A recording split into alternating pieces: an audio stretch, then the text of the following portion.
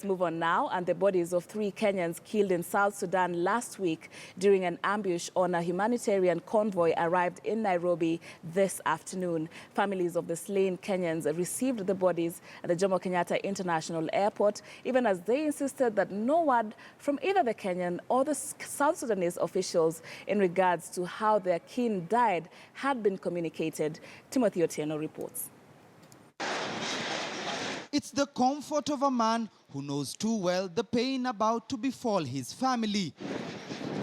For Mbogwa Chege, the reality of what took place on the outskirts of Juba town on Saturday, the 25th of March 2017, is about to hit home for a man who lost one among his eldest sons, who was just among 4 Kenyans killed by South Sudanese rebel forces as they were heading to Pibor town for aid assistance. Mbogwa's son, 45-year-old Samson Chege Mbogwa, had just been employed by the Grassroots Empowerment and Development Organization, an NGO dealing in child soldier rehabilitation. He had barely signed a contract of employment and was heading to his workstation for orientation when the attack happened. I expected to hear from either body, Kenya government, Sudanese government, or UNICEF, but I haven't heard from anybody. Yeah, we've been in dark all this time.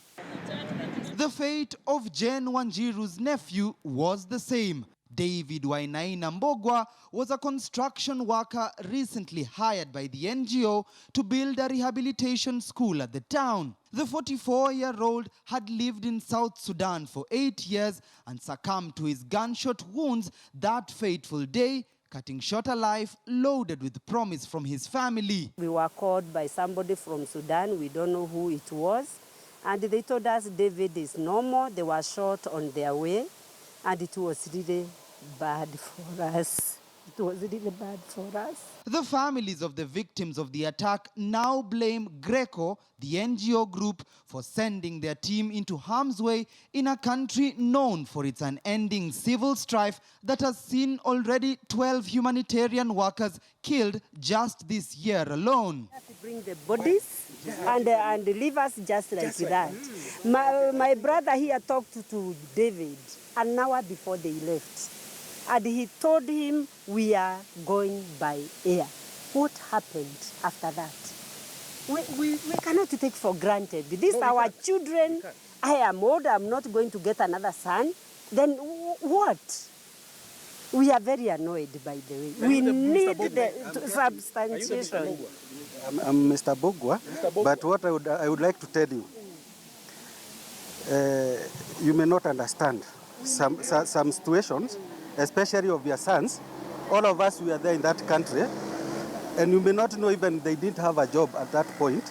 The attack, which claimed the life of yet another Kenyan, Joseph Wanjau Njaga, has been termed as the deadliest single assault on a humanitarian staff since the civil war reignited in December 2013. The act was condemned by international organs, with Kenya's Ministry of Foreign Affairs reassuring that investigations into the matter would be concluded quickly.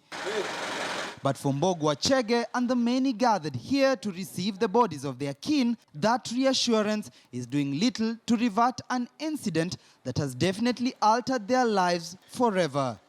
Timothy Otieno, KTN News.